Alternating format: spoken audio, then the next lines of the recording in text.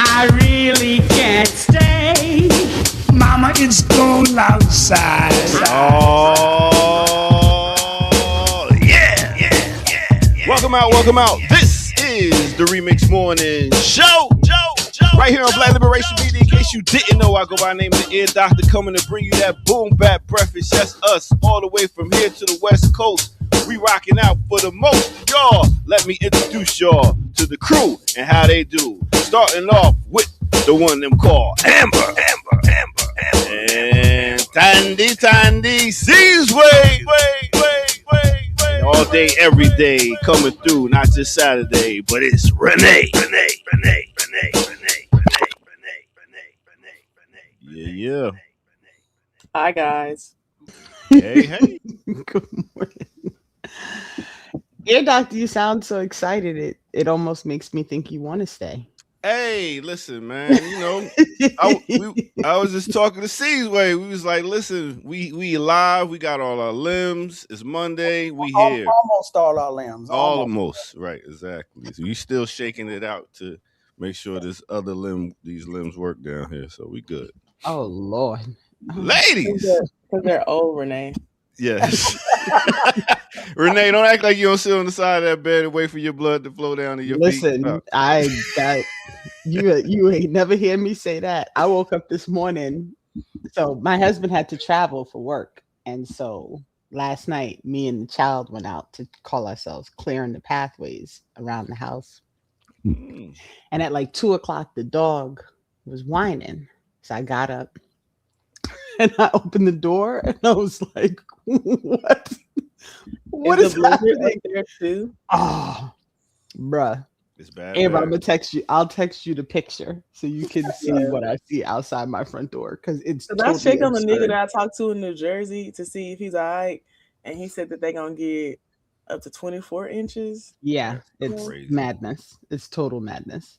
Wait, the child couldn't clear the sidewalks. He was struggling. I have no idea what you people are going through. Me neither, Seasway. Listen, in fact, I'll text you the same picture I'm about to text Amber so that everybody can understand. Zen texted me a picture out of her front door last night. I was like, hell no, absolutely not. No, we're not doing that. We're not doing that. Because it's absurd. There's literally this is no reason for this. When y'all really not. When y'all blacks gonna have y'all great migration out the north? Like down south? Yeah. Have y'all heard the thing about people who are up north thinking they're better than black people who live down south? What, since the 1800s? I've been seeing this thing on Threads. I be on Threads a lot more, and I've been seeing this thing on Threads, or they're talking about how folks who like migrated to the north have a superiority complex, and I don't see it, but God damn, I'm sorry.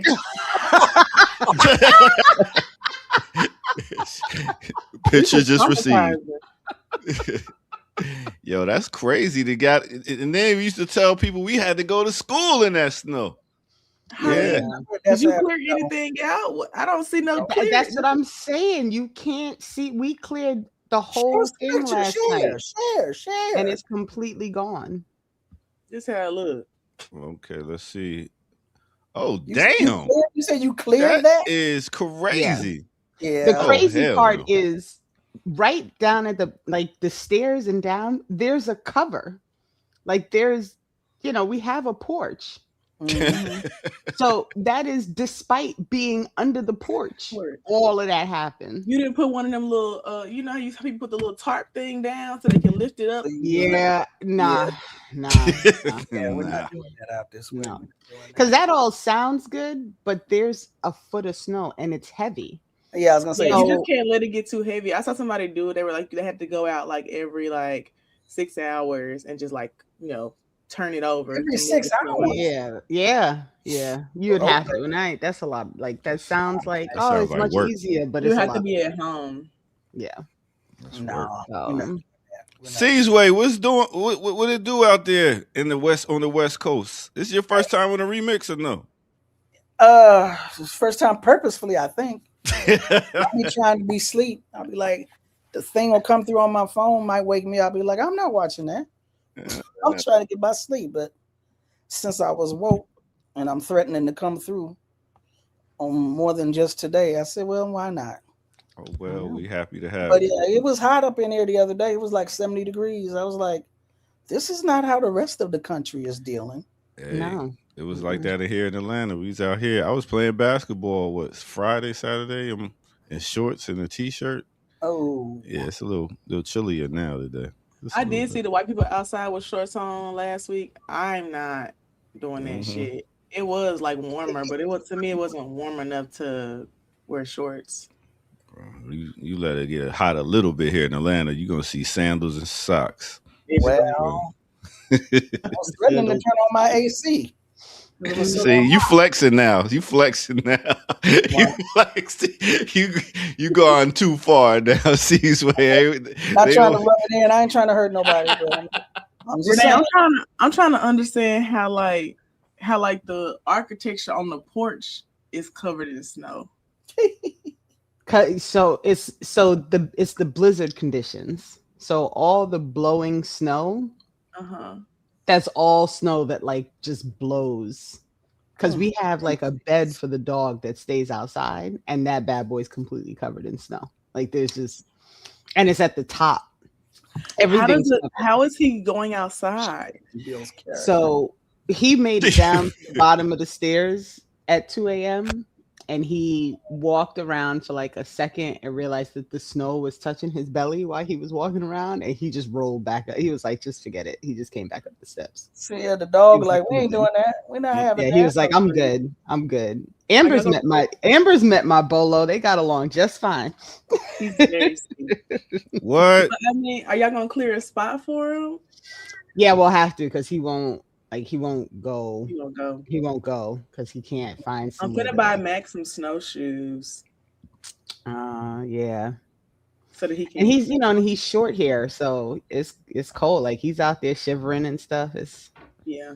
Mac is short hair too, but he not shivering. He like it. The moment the weather start getting like it's gonna be inclement, he want to run around. He trying to be outside, and it's really annoying. And then when it was snowing, he just was running back and forth, rolling around in it. It was ridiculous. Had fun. Yeah, it's fun. Must be great to have animals. You can't even go nowhere. Oh yeah, no, that was so Chris flew out yesterday morning and actually changed his flight. Thank goodness, because the flight he was supposed to be on got canceled. So I heard something about TSA canceling stuff. They canceled TSA pre-check and global entry. But they backed down on it. They went too many people complained, so they're not doing that anymore. It just happened at 6 in the morning. It started yesterday. Yeah, and by yesterday afternoon, they were announcing that they were no longer going to do it. The power of the people, right? This is what they be doing. This is I what don't they know do. if that's what it was. I think some people with money was complaining, but that's exactly what it is. Yeah, because pre-check I was seeing people on Threads say they want a refund. Then they were like, "I just paid for this. I want my refund." And I think they were like, "Oh, never mind." Yeah. I ain't like it, but I'm glad y'all got food and stuff because you definitely can't go nowhere. Because yesterday morning I was like, you know what? Just in case, let me run to the supermarket and just get some extra stuff. And so I did. And the lady at the supermarket was like, it's not crazy now, but when we got here this morning, there were people outside waiting. Dang, that sounds like me. What? When it's not like, because I like to shop at Trader Joe's. So last time when it was gonna snow, I was there like when they first opened so that I could get some lasagna soup because I'm addicted to lasagna soup. And I just prefer the produce from Trader Joe's. I actually got some apples and stuff, but I just needed to get stuff that was already made that I could warm up because I knew I wasn't going to want to cook anything. And that was the easiest option, and I was definitely there when they opened.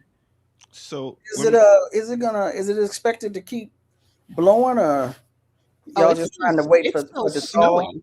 It's still still snowing. Yeah. It's not supposed to gonna stop for until like like this afternoon. Yeah.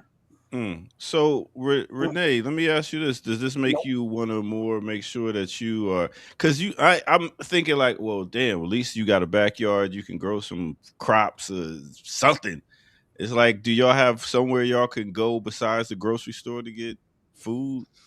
So we do, Okay. because I live in the burbs, and so Mm. there's like a little fresh food place that I can actually walk to that they grow their food and so and they do I just like feel bad about stuff and, like that because I don't want to go somewhere and that means the people who work at the store have to be there. Oh yeah, well Jersey's shut down. There's like a travel ban right now. You're not supposed to be on the road in Jersey. I saw that they had a curfew. It started at like 9 p.m. right? Yeah, and it's because the road's not clear. Like why they don't clear the roads? Well, the truck's been trying because I've heard it going through. It's trying. And if you look, Amber, you can see there's little tiny threads. Like I saw the like they're trying, but it's coming down too fast. So, see where you got till the blizzard stops. It's not like regular snow, like with regular snow, it is coming down slower and it's going like in one direction. I mean, they can't even see in blizzards. Yeah. See where you got a place to go get your food. Lots of places. Yes, community gardens, community fridges. We have those too, but they're not close to me. Like if it was snowing, I can't walk to them. Right. Yeah. Well, I ain't got to worry about that part, but yeah. Yeah. I got fires out this way. I ain't got no blizzard. I got shake and bake. Shake and bake. Ricky and Bobby. I saw somebody post a video and they were like, people in California, when they talking about the fires and the folks who live there just not worried. Like, at what point do y'all get worried? When it's like 20 miles out, or like, do you not really worry at all? Usually they're in areas like I live in South LA, and Black people have been, gentrified and then moving into areas where we hadn't been. But like this fire last year, which was it hit Malibu and then spread to Santa Monica, which was maybe 20 miles or less from South LA, that had me worried. Yeah. I had ash in my background. Usually, when you hear stuff on the news, it's usually in those areas where you don't see Black people. A Northridge earthquake or somebody's fault line or some dry, arid part of the desert that goes up in flames. White folks have moved out to get away from us. But that had me shook last year. I was like, I might need to get up. That's what I thought people should get concerned. Like, I feel like 20 miles out, it feels far, like if you're driving, but I think, like, to me, if I'm thinking of a fire, that's pretty close. Mm-hmm. And not to mention, some people were, quote unquote, setting a few fires. So it's like, oh, hold up. Wait a minute. Get that insurance money. Yeah. I don't know what they was trying to do. I saw somebody in the comment. Jamin said all you can do is plan ahead. I've been trying to do that. Like I bought these like a fireproof, floodproof like document holder thing. And then I bought like those little clear document holders like for your social security card and other stuff to put them in there, because I historically lose things. And I've been getting more worried because apparently the social security people be tracking that. And so after I requested my 4th social security card, they was like, here's a limit. And I said, oh, there's a limit? So how many times you can ask for a copy of your card? Yeah, for how many cards you can get. So I was like, well, let me get something to put everything in. So if I think I might lose. I'm actually surprised there's a limit. Right. That's what I said. Apparently there's a limit on social security cards and licenses.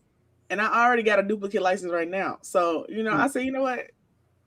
Fuck it. I'm going to get this little thing to put everything in so then I won't lose it because I put it all in the same place and it'll be safe from a fire or a flood. I did look into getting a generator, but not the generator that people like pour the oil in. I looked at getting the generator that like can manage like a few large appliances. Like it wouldn't power my entire house, but it will like, I could plug up the fridge into it and like a heater or a charger, stuff like that. Yeah, you I got feel like with those generators for the fumes. Yeah. Generate. And those you have to leave them outside. The ones you have to pour the oil in. Right. But yeah, everybody should have one. Yeah, but they're expensive. I was trying to price them. I said, God damn, folks. It's expensive. Also, I saw Monty said y'all managed to get Tondi on. Also, I just want to say that Tondi volunteered. She wanted to come on the show with me because, I mean, facts. Tondi said she was up. Unlike what I ain't thinking about Zenzali. I do sleep, just not when regular people sleep. Just not when normal. You said your whole name, so you know she's serious. Like the middle name for black people. When they call your middle name. Good point. I feel bad for folks getting covered in all this snow though. When we was snowed in, I was in the house for 2 weeks. I was depressed. It sucked. I hated it. My dog wanted to go out every 5 minutes. I was real close to hitting him. You know, I don't believe in hitting people, but I got real close. Don't hit the dog, man. Don't hit the dog. I looked at him, I grabbed something, and then he walked away and I said, thank you.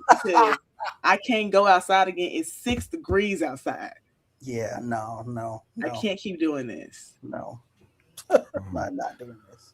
Well, I'm glad y'all got it all together. Just came to make sure. Don't stay here. I just came to make sure y'all was straight and on time. And Dr. K with the hand rubbing like the evil villain. Yo, my son does that every time food is ready. He's like, all right, we ready to eat. I was like, yeah, come on. Is your son a vegetarian too?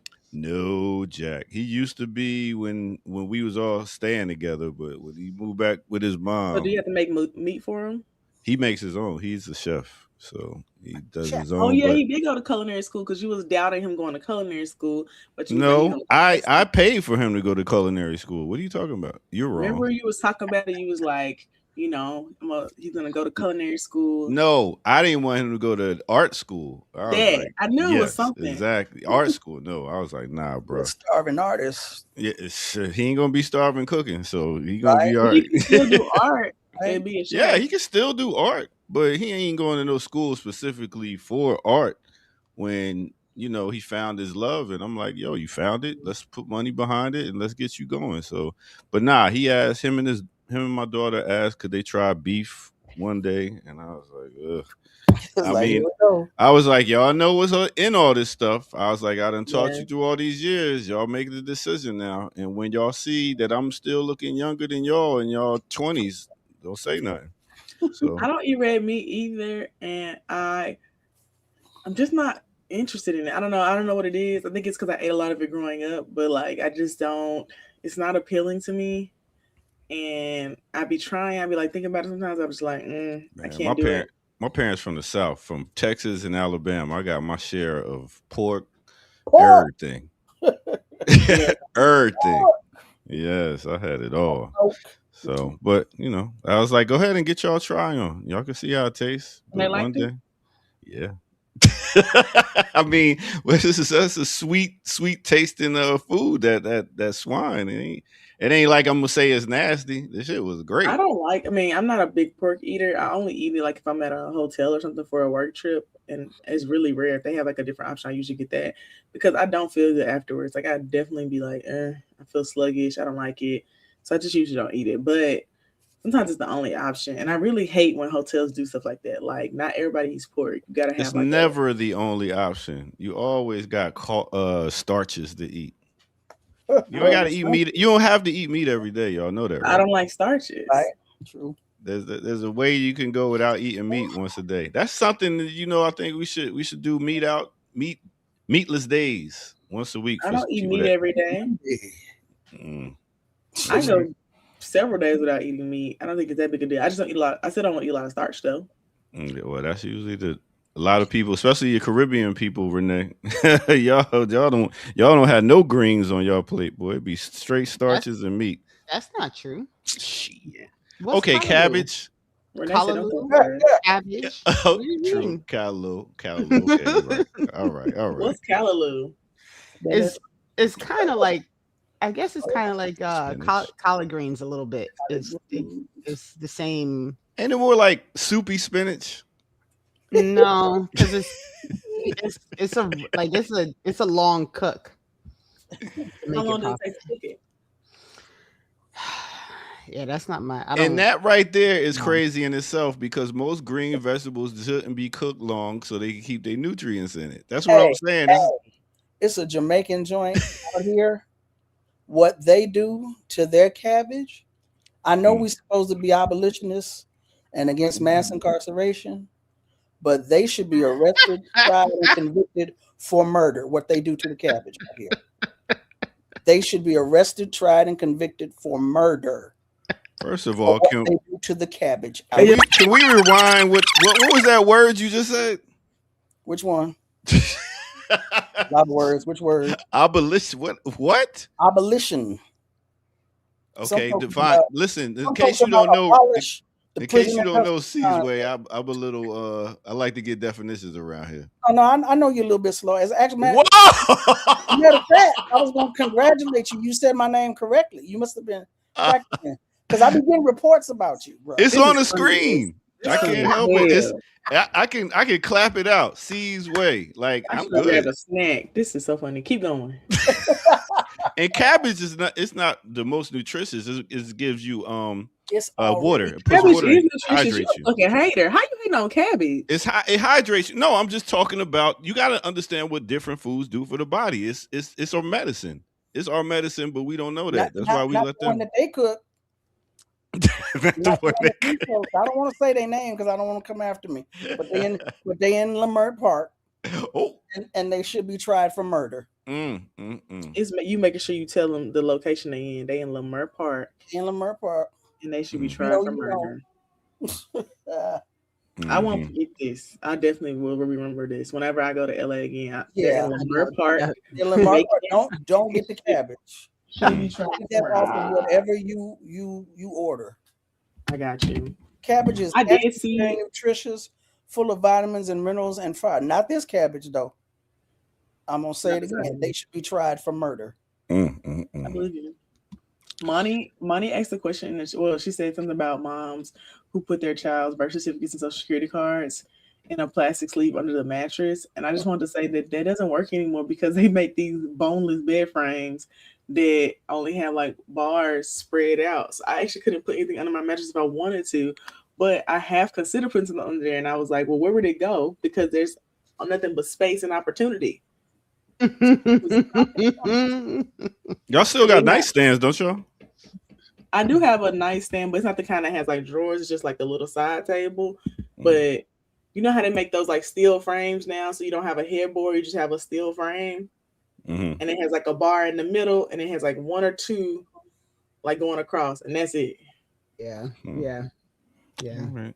Well, I am about to get up out of here, ladies. So y'all have a great. Trace you away? I didn't mean to trace you away. Oh no, not at all. No, I got actually some other stuff lined up to do. Since apparently he has a job. Oh, shit. I wouldn't say that. I ain't had a job in a minute, but damn. At least you aren't homeless. Yeah, I've been. That's why I'm always outside trying to get some money because I haven't had a job in over damn near 15, 20 years. Yeah, I'm so proud of you for doing it by not opening a pizza joint and selling drugs out of it. I'm done with you. The drugs was the food. The drugs was that cheese that gets you addicted. That sauce with a little bit of ooh. Don't get me started. Anyway, I had some dope. I cooked some good okra this weekend. It was very good. Okra is disgusting to me, but that's fine. You gotta cook it. You gotta cook it right. I don't like it. I do like okra is another thing that Jamaicans eat. Actually, now that you say that out loud, it tastes slimy. I don't like it. I'll cook you some one day. It is slimy if you cook it wrong. Yeah. Exactly. Tell them, Renee. I got you on one day. I'm in multiple ways. I've had the fried okra. I've had the regular okra. I've had the boiled okra. It all tastes slimy to me. I'm gonna invite y'all to a barbecue with nothing but vegan and vegetarian stuff. Don't invite me to that shit. Wow. You ain't at least a hot dog. You ain't at least a hot dog or a chicken wing. See, that's the thing. I gotta go to y'all barbecues and sit and eat fucking broccoli and what is it? Celery with little pieces of ranch dressing. Carrots. No. Y'all gonna come to my cookout, and that's how it's going down. How I about won't that? be there. I will be asking for a menu ahead of time. All right, ladies, y'all have a All good right. one. I holler. Peace. Peace, doctor. Thank you. What up, y'all? Hi Ah, guys. Shout I out did to see somebody Erica. getting Thank you for lacing us with doing the stories. run. I know she did the run sheet early. And then somebody in the chat said something that I had to look up. So, but we can start. Do you have a story, Amber, you want to start with? Or Oh no, I was just reading something in the chat where A Rob said they got a Echo Flow for like $400, and I was gonna ask what an Echo Flow was, but that was all. I go never heard of ahead. it. But Ask 400 isn't bad, so I was like, "What's that?" generator. Is it a generator? Probably a portable generator. I think it may have been related to a portable generator, electric generator. Mm.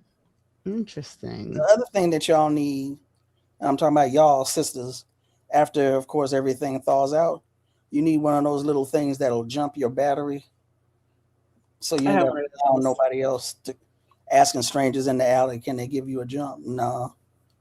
I have one of those. I have the little tire thing to put air in your tires. I Yeah, have I like got an emergency kit in the back of my car. I was literally just telling my mom the other day, I was like, if I ever was like stuck somewhere, I could live in my car for like a few days. Got too much shit in there. I would make it. Harbor All Freight. right. So Ashley says an electric generator. That's what that is for $400. So that's good. But before we go to the run sheet, because this is so funny to me, somebody dropped this in the chat and said congratulations. They started out saying congratulations to the Israeli bobsled team, and I was like, is this person about to get kicked out the chat? And then I realized that they were making fun of them because they got disqualified from the bobsled team. And it's interesting because all the initial headline says that they were disqualified, but this ESPN headline says that they pulled their bobsled team over disputed lineup change. And so I'm trying to understand what exactly. I haven't read any of these stories, but I just think this is so par for the course. So I guess they tried to change athletes between heats. And it says change and push athletes midway through a bobsled competition is only allowed in the special circumstances, such as a legit illness or injury. And then the circumstances under which we made the substitution did not meet the bar that allows a team to make a lineup change. First of all, they were 24th out of 24. Right. They should have kept their asses where they was at. Unlikely to do well. This is hysterical, and I just think it's hysterical that they got booted. It's very good. It's good. It's good for everybody. I think that's what I just feel like. I haven't seen them win anything yet. I mean, I'm only seeing stuff on TikTok, so I will add that part. But I haven't seen them win anything yet. Yeah, I've not been good with watching the Olympics this year. I watched a little bit. I think the Japan couple that won the gold for the ice skating, the long form. Are you talking about the ones who said they be hugging and kissing platonically? Is that what? Because the girl fell in the short. And so everybody was like, oh, they've got a lot to make up for in this long. And then they killed it. And yeah. They said on TikTok, apparently they were talking in like press or something about how they kiss platonically. And they're both married. Oh. And it was like they spouses got to be the strongest ones. It's on the mouth platonically? They make out platonically, to maintain their closeness. And some kind of like something about the way they hug or something too, like the way they practice and like hold each other. They hold each other platonically. Okay. I said they're fucking. Yeah, well. Okay. Yeah, I got nothing. I haven't been watching the Olympics. I got nothing. I haven't been watching. I'm just literally just all from TikTok. I haven't watched anything. They just be telling everybody business on TikTok. That's some crazy stuff. That's TikTok crazy. is basically in place. All right. Is there a story you want to start with? Is it y'all? Do you have a preference? I kind of want to talk about the Mexico thing that was happening yesterday. Do you have a? Is that on here? What is it on But the list? I didn't see it All right, on hold on, here. because I actually sent my mother an article on it yesterday because I was like, this is crazy. Because people, the storyline that was going out was that they were just going wild and they were burning Right. down Mexico and everybody was so afraid and yada yada yada yada. And That's not even what I was seeing on TikTok. They were just showing some of the damage and like some of the hard hit areas, but the hard hit area was just a car was on fire. It wasn't like they was destroying full buildings. It was like this is a hard hit area because this car was burned up. Well, yeah, but like different states throughout Mexico, starting in Jalisco or Guadalajara or something. I don't know, but they claim like it was 12 different states throughout the country. Yeah, because this one dude got killed. Well, and I think even that's not correct because hold on, here it is. I just found it. Because they've been protesting ever since they've been working on protests and doing things ever since they kidnapped Maduro out of his bed. Mm-hmm. So there's a lot of organizing happening in Mexico that people just are not talking about. And so this article was in Truth Out and it's from January, but they were just saying like they've been protesting all along because they're upset about the US and what it's doing in the Caribbean and Venezuela. And so they've been putting together protests regularly because they're trying to make sure that everyone is clear that they condemn the attack on Mexico. They're groups that are in full support of making sure that this U.S. intervention ends. Well, did the U.S. kill dude or did Mexico kill dude? Mexican police. That's a good question. Because they're telling Americans to shelter in place. Do they blame the America always got its hairy hidden hand. Always. If America killed this dude or, So I can take a look and see if I can find some information out. But if it hadn't been for this article, I don't know that I would have even been clear that they've been in the streets in Mexico for weeks. Mm-hmm. And so it just seemed to me like this thought, like this whole, they're just going crazy and all of a sudden and making it sound like people have not been in the streets for weeks is part of the problem. Yeah, I hear you. But I'll keep looking to see if I can find. And they had been protesting last year about quote unquote gentrification. Mm-hmm. It's coming down there buying up stuff, mm-hmm. or acting like they on vacation and buying up stuff. So yeah.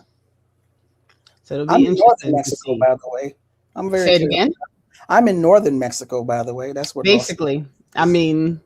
I think whenever people start talking all this, like, why the Mexicans come here? And I'm like, this was their land before you lived here.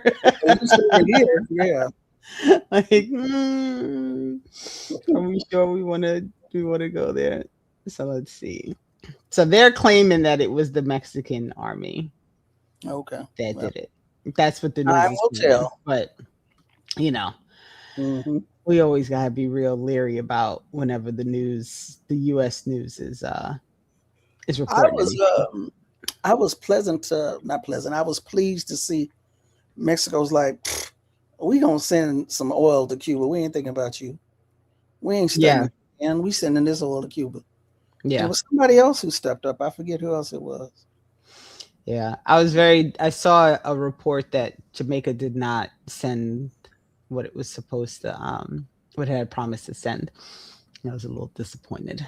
A lot disappointed is probably the better word for it. But it slips my mind at the moment. But it was another country that stepped up, like Mexico, in the wake of, that's a cliche, in the wake of the void created by Venezuela's abduction. All right, y'all. I'm about to backtrack on what I just said. Hold on. This is why you read the whole article when stuff is happening, right?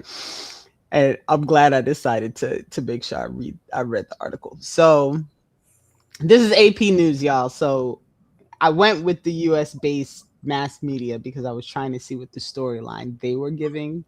Right. Because, we always find out the story is different, but they tell on themselves in this one, which I think is hysterical. So they talk about, it was the Mexican army. The drug lord was the Mexican government's biggest prize yet to show the Trump administration its efforts to crack down on cartels. So they're claiming that the car burning is by cartel members, that it's not people who are sick of what's going on, but we'll leave that there. But hold on, he's a fentanyl trafficker because we always gotta say it's the fentanyl. But here we go. White House press secretary Caroline Leavitt said via X that the U.S. government provided intelligence support for the operation. So you know what that means? The U.S. did it. That's what that means. Oh, yeah. That's what that means. They definitely organized it. Yeah. Okay, I do have an important question though. Yeah. Have y'all heard about what's happening with Punch the monkey in Japan in the zoo? No. This is not a laughing matter, Renee. This is not a laughing matter. You gotta preempt before you start saying stuff like that. You gotta give me warning so I can turn my mic off. Oh my God. You're All right, going what's to the hell. story? He's a baby. There's a baby monkey. He's like 6 months old. And he lives in the zoo in Japan. Now, I just want to preface this by saying I don't fuck with zoos, so I'm already mad that he in the zoo. And the baby's mom rejected him. So they gave him a little stuffed orangutan to like help him acclimate to not having a mom, basically. So he's carrying the orangutan with him. And he became like super popular on like the internet, on TikTok and stuff, because people were seeing him carry the little stuffed orangutan and like went viral. I didn't see any of that stuff because I don't be following zoos and shit. So I only saw something when people started making some videos and like upset about how he was being treated because some of the other monkeys in the encampment were like bullying him, and they were like videos of like them dragging him and like trying to beat him up, and he looked so afraid. And so I was like, what are they gonna do? Are they gonna protect the monkey? What's happening? So then apparently some monkeys in the encampment thing did like take him in and accept him.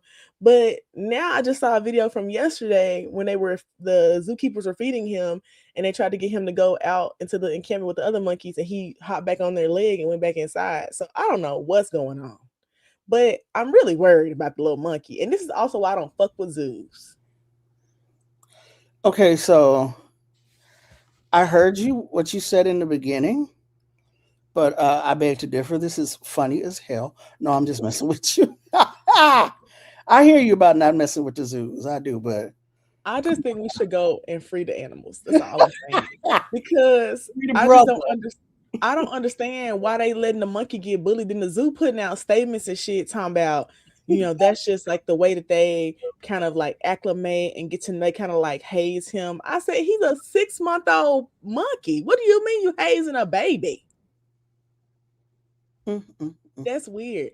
But it's like become a whole thing, like the little stuffed orangutan that he has. IKEA's like selling it now. They didn't change the picture to a picture of him with the little orangutan. And I feel like now capitalism has gotten into it, but I'm so worried about little Punch because he's just so sweet looking. And I feel like the zoo people aren't doing enough.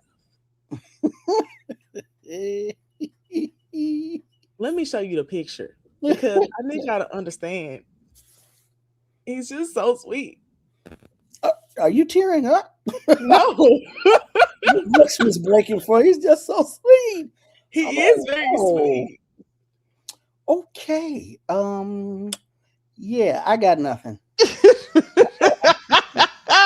Hold on. I'm finna show you the picture so y'all understand I got what I'm nothing. talking about.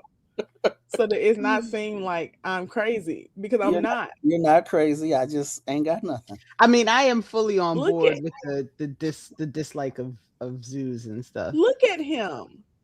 Oh, he's adorable. He's just He so really is. cute. And he was abandoned at birth. He was born and his mama said, "Fuck you." You know how traumatizing that is? Okay, you want me to take this seriously, but you're making me laugh.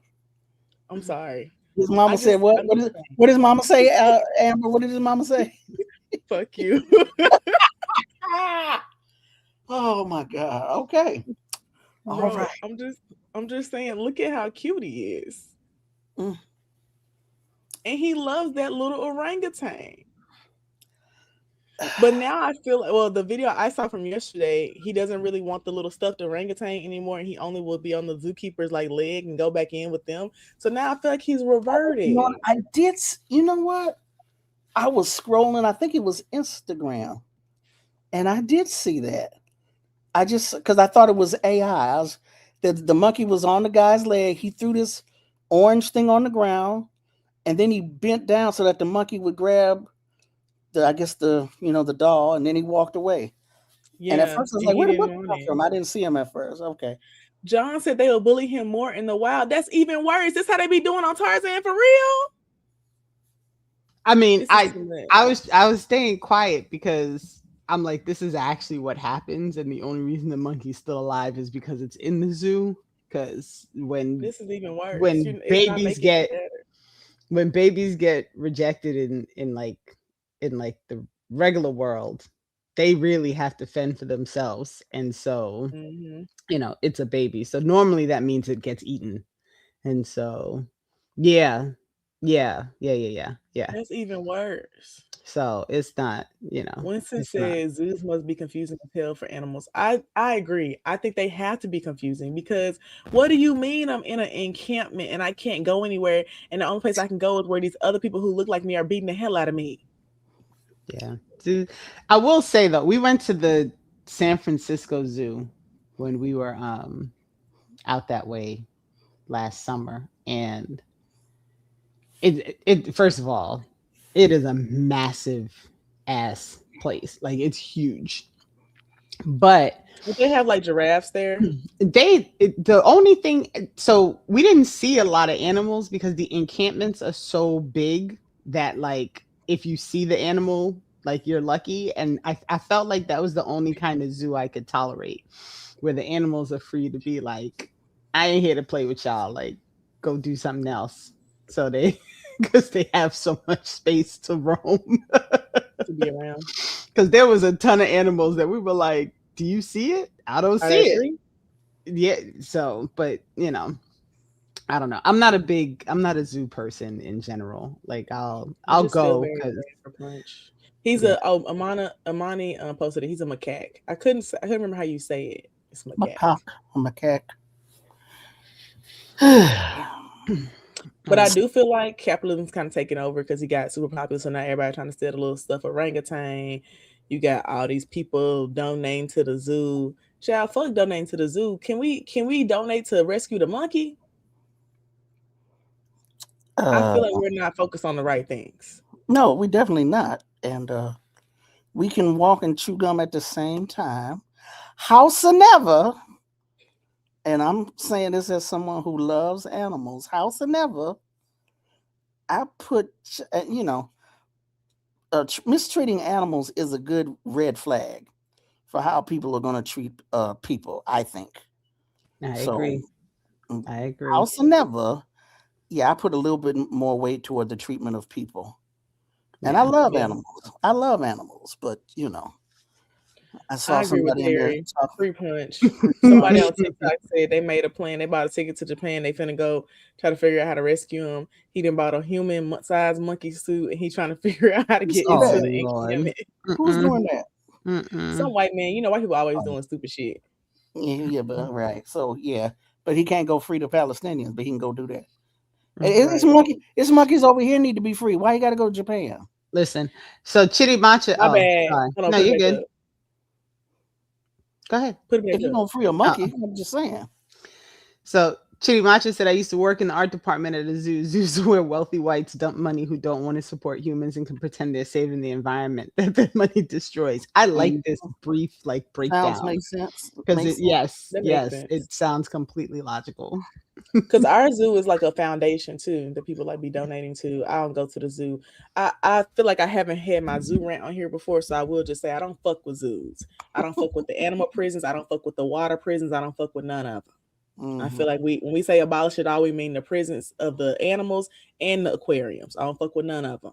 I just feel like we should leave the animals where they want to be, and especially the little babies. And I understand what Monty's saying about them establishing order, but also like they don't have no kind of morals to be like, but it's a baby whose mom rejected it, so we shouldn't beat the hell out of it. I'm just saying he looks so afraid. And I'm not saying I'm not gonna cry. I'm not like super worried about the monkey like that, but he did look very afraid, and I did feel bad for him. That's all. That is very humane of you, Amber. Very. I'm not like the white people on the internet who have been crying for days about it. I'm not that kind of I'm not that emotional about it. I just was like, dang, this kind of fucked up. Like that poor monkey. He's just so cute and sweet looking, you know? They're just beating the innocence out of him. The innocence out the baby monkey. I'm saying, I also am bothered by the fact that he's like 6 months old. So it's like, what are you going to teach the monkey at 6 months? He's literally a baby, for real. I don't know anything about monkeys in the wild to know, like, when are they expected to, like, go off and go do, like, real life things? Because there are animals that once you're born, like, the parents dip and, like, they got to go do. So I don't know. The thing that I was reading from the zoo is that they actually cling to the mom for a while, like for a good chunk of time before, and they cling to the mom and they have like a family that embraces them, so they can go from family member to family member. He doesn't have that, and then it looked like he kind of had it for a little bit. And my friend Rayshonda made a video. She was like, and we know y'all see him getting famous, so you trying to put on a stunt for the cameras. You don't even like him for real. And I was cracking up because it actually seemed like that, because one day they was hugged up on him and it seemed like he had gotten like a little family and got acclimated. The next day they wasn't fucking with him. I said, see, it's crazy. And I saw some TikToks that were showing how busy the zoo has gotten. The zoo is like full of people. Like people are actually flying to Japan to go and see this monkey. And it's like stacked full of folks. They can't even barely get into the zoo because of Punch. Can I just tell you though, like, to be able to fly to Japan to go to the zoo is like a whole different like range of issue that thing. Right? Like, I'm like, who are these people? Who can just jump? I want to know who can just jump on a flight to Japan because they want. I want to know. They probably already on this side of the continent. They probably was in Europe and got on like a plane. Okay. I ain't seen nobody from the US. I think they're like people in London and the UK and shit.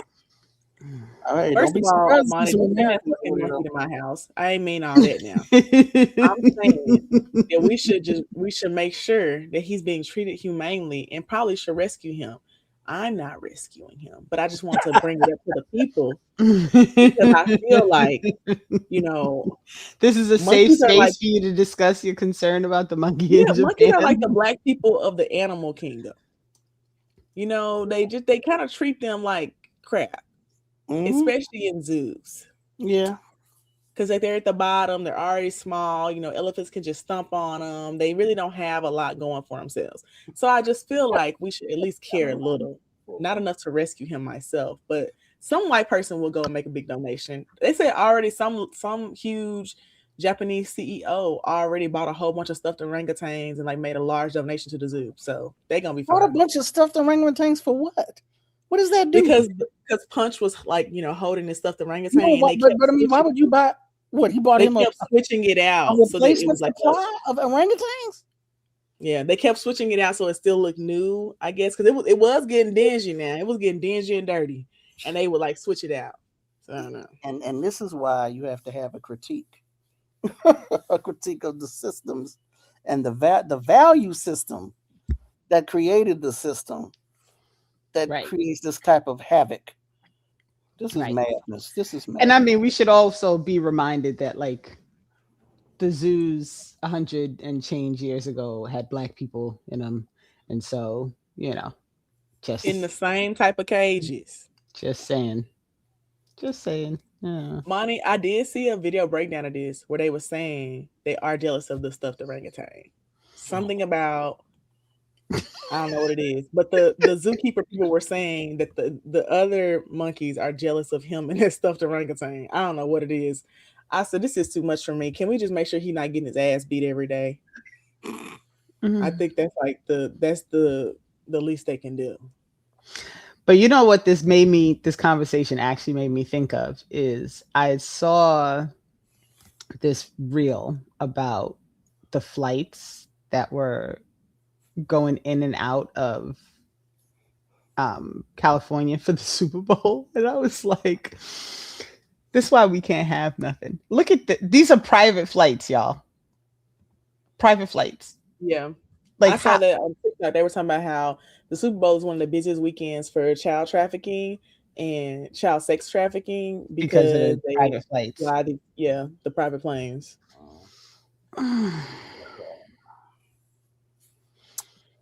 Which we should all be concerned about. Because I feel like people did not take Justin Bieber serious when he made that Yummy video talking about child trafficking. And they was trying to make jokes and shit. But he was serious. I feel like I don't know what video I'm talking about. I don't. But sorry. That song. I do know that there was a Justin Bieber song that people started paying attention to after Diddy was under the microscope, but I don't know anything about it. I don't know if it was a Diddy thing or just with the timing of him coming out with the video. But he had the song out for a little while, and then he came out with the video, and the video definitely had some themes in it that seemed like kind of talking about. Is this not the song? Doesn't he have a song about the white parties? Those white parties that Diddy used to throw? No, this is like, girl, you got that yummy yum, that yummy yum, that yummy yummy. Once again, no.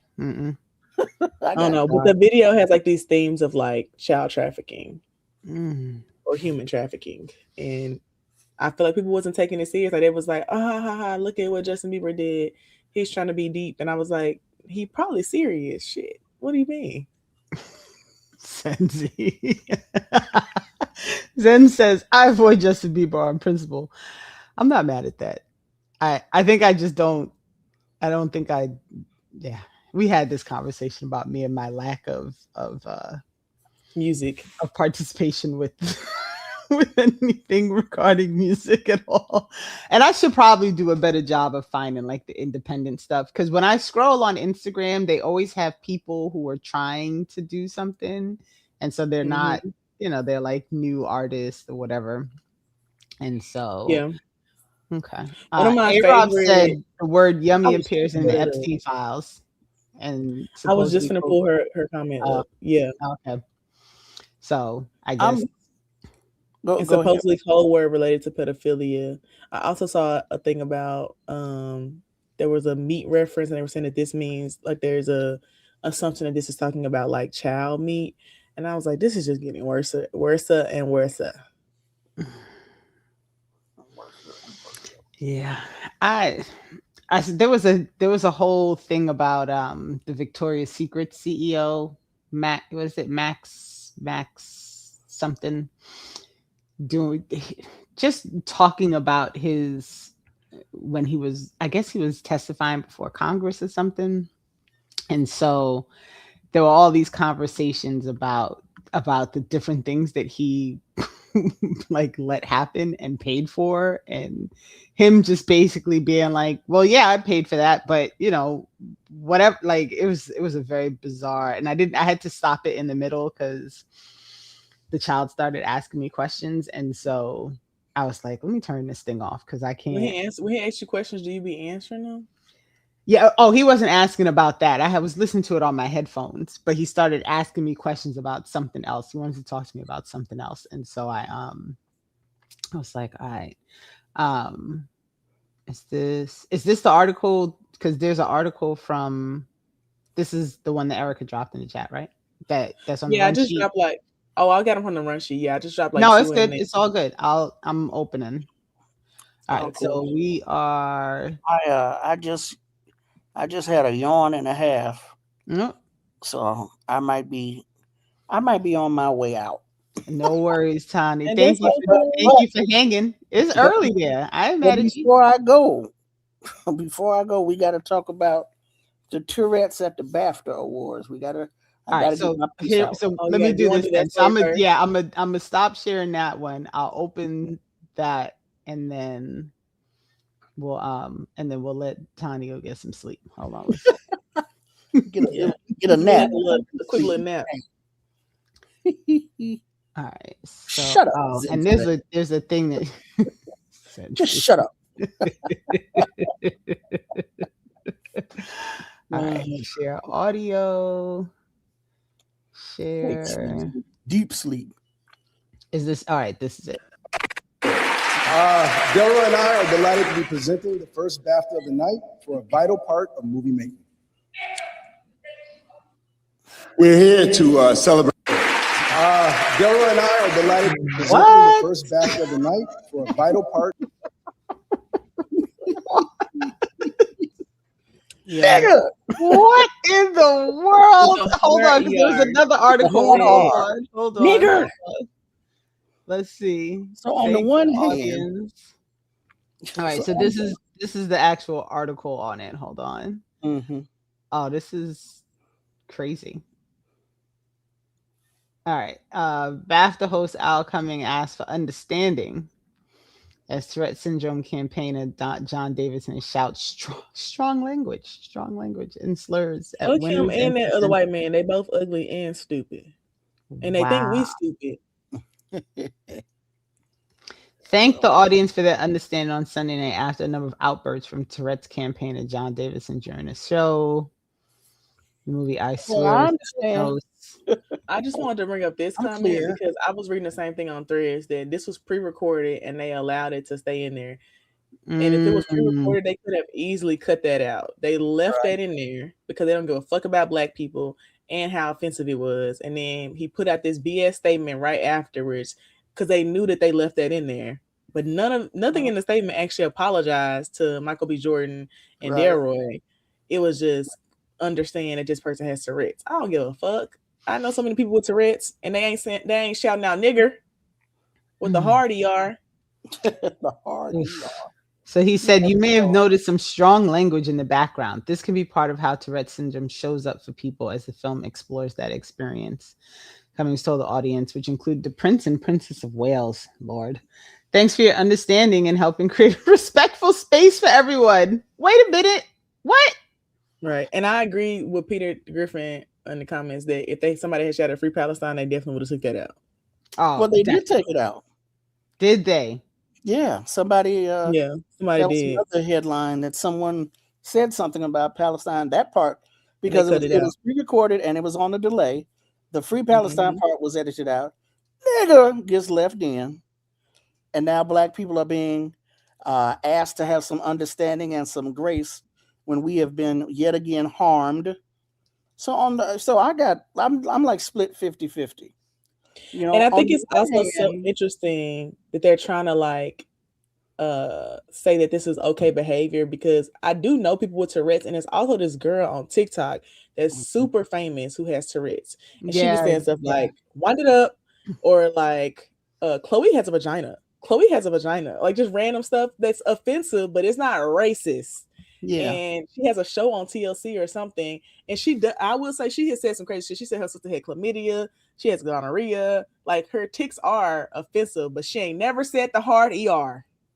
And I just think it's so. This a white girl too.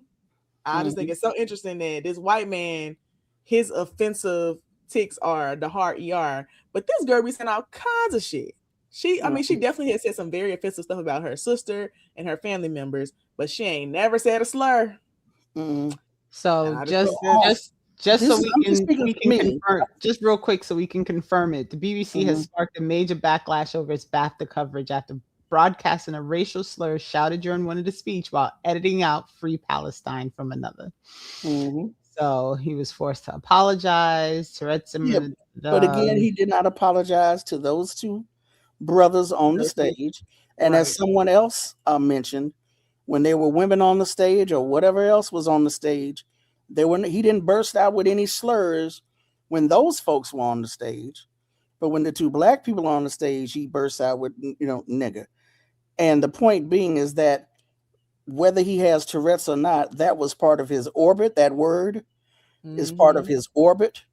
And that's how he was able to draw upon it, or the reason why it even came out. It's because it's part of his orbit. It's because he knows about it. Right. That's the word that it is identified with black people as nigga. So you don't have to, like we said, two things can be true at the same time. You can have compassion and understanding for Tourette's, and we can also say, fuck this motherfucker who said that shit, and fuck him for not apologizing. He could at least apologize. Yeah, that's the least. Right, because it sounds like the apology was nonsense. It says it comes as a sentence production designer alleged she was also subjected to Davidson's involuntary racial slurs, adding that the situation was made worse by the throwaway apology of "if you were offended." So now I'm curious. So did they air it out the other times? Like what? Was it aired out? It was not. Well, it's just now been removed from some other platform where it was being played. So they just edited it out. All right. And then it also says, in contrast, the BBC edited out Free Palestine from an accepted speech made by a filmmaker. Oh, stop it. So and even over here in the chat, it's like, yes, some people need to be educated on Tourette's, but not all of us. We know it's involuntary. We know it's a disability. But white supremacy, anti-blackness, racism is the tie that binds all white people, whether they are disabled, regardless of their sexuality, regardless of their gender, regardless of their nationality, regardless of their religion, regardless of their income, regardless of their ideology. And I'm going to repeat again, regardless of their disability, they are all united by white supremacy, anti-blackness, and white racism. Therefore, I repeat, fuck that motherfucker for saying it, and fuck the motherfuckers who are defending him. Well, you have to have and I understand perfectly what. See, y'all done woke me up now. I know. I was about to say you done got triggered. Now the blood is circulating again. No, that was no. We're not having that. And stop asking black people to have grace and be forgiving, and take some accountability. What he did, we believe. It's no longer about intent. It's about impact. We're telling you we were harmed by what he did. So he needs to go and apologize. Yeah.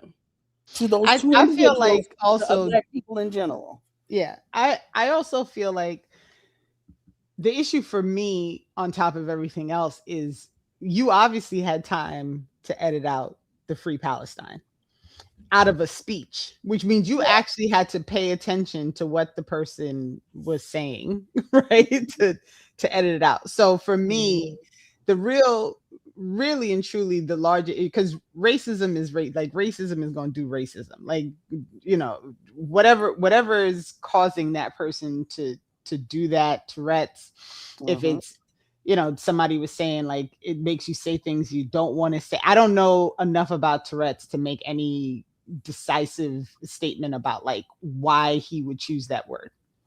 What I am saying is the BBC as the company that is airing this, that took the time to edit out the Free Palestine, could have taken the time to edit out dropping the N-word. But it was normal. And so it's normalized. It's allowed. It was okay. Right. Nobody cares about what happens when Black people are harmed by the behavior of other people. Like, it's all good.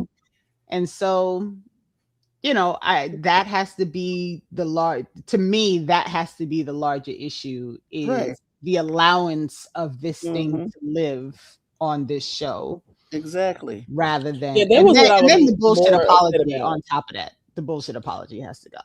Yeah, I was more upset about the apology of it. I understand people have Tourette's and they cannot control that. And like I said before, I know folks with Tourette's. Renee, I don't know if you know Jamani Williams in New York, the public advocate. Yes. Yeah. But he used to be on city council. But I knew him when he was on city council, and his Tourette's was really bad. Like we were because he had to. He's been doing a lot of work.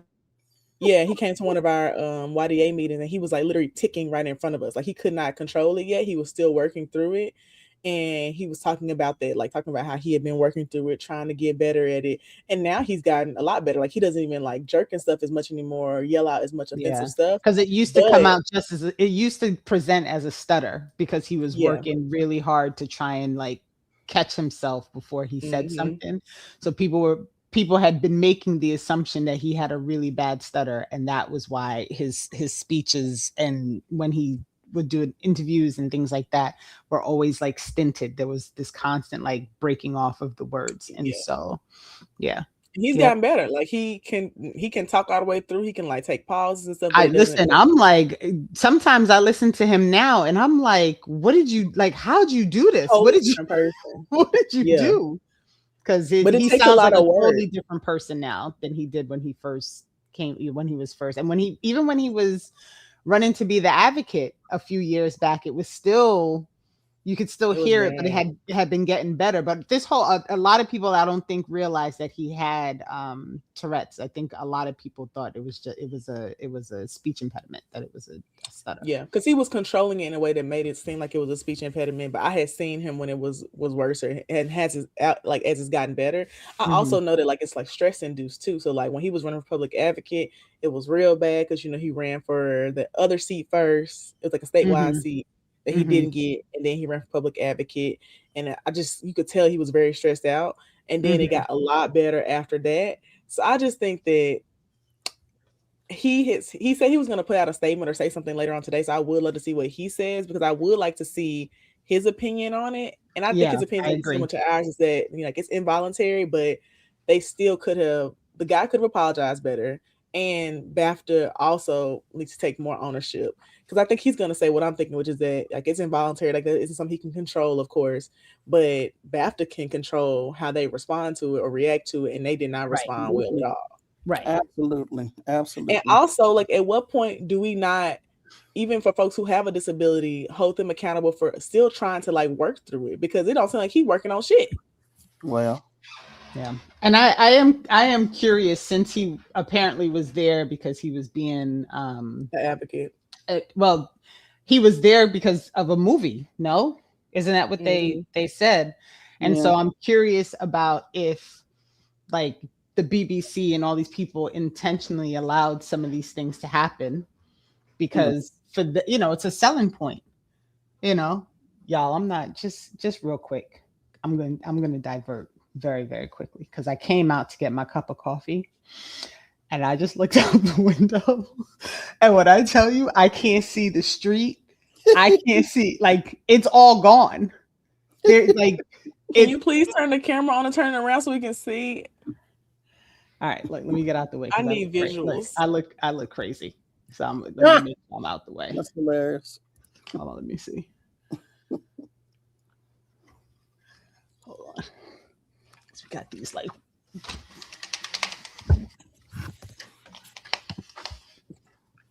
Y'all. That don't make no damn sense. That's right. It don't make no sense. I'm not doing that.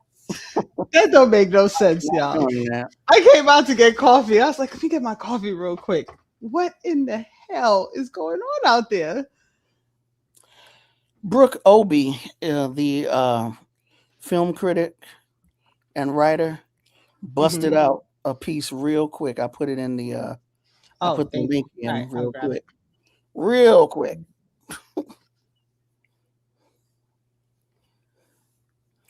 She said that the BAFTA awards were violent, and these anti-Black institutions will always remind us of our place. Okay. So I was going to say on one hand, but yeah, there's her. And that is the title, y'all. The 226 BAFTAs were violent. These anti-Black institutions will always remind us of our place. What does BAFTA stand for? British Academy of Film and Television Arts Awards. There we go. BAFTA. I'm glad you knew. off the top. Well, it 'Cause says I it was right like, I there. actually don't know. It It's says right there. it is right there. I hadn't started reading You yet. have to read, beloved. You have to read. No. Well, I was waiting for you to finish. I didn't want to talk over you. All right. So, anti-black violence happened at the 2026 British Academy Film and Television Arts Awards last night. She wants to hold space for Michael B. Jordan and Delroy Lindo, two extraordinary actors who turned in the best performances of their careers in Sinners. I want to sit with them in their hearts as they travel to London didn't have and to grace do the that. BAFTA stage You for the ain't first had to do time that. as presenters.